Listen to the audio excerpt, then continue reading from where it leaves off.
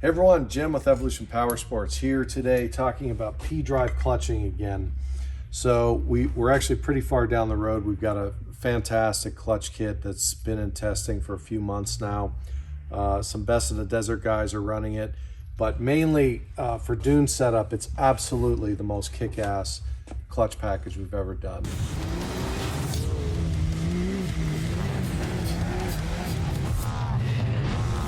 Just did a pretty hard ride here and we're checking sheave temp. Sheave temp is about 150. Belt temp is also about 150. So very good temps. And this, we basically, we got paddles on this car and we're really trying to hammer it, a lot of high speed stuff in and out of the throttle, really trying to abuse the belt and the clutches, and the temperatures all look very good. So, and very good belt life with our new Shift-Tek P clutch kit. Additionally, and probably the most important thing is that the responsiveness in and out of the throttle is like a supercharger. So super responsive setup. As you can see, this is the factory weight here. Looks like I don't know what that looks like, but it's very flat.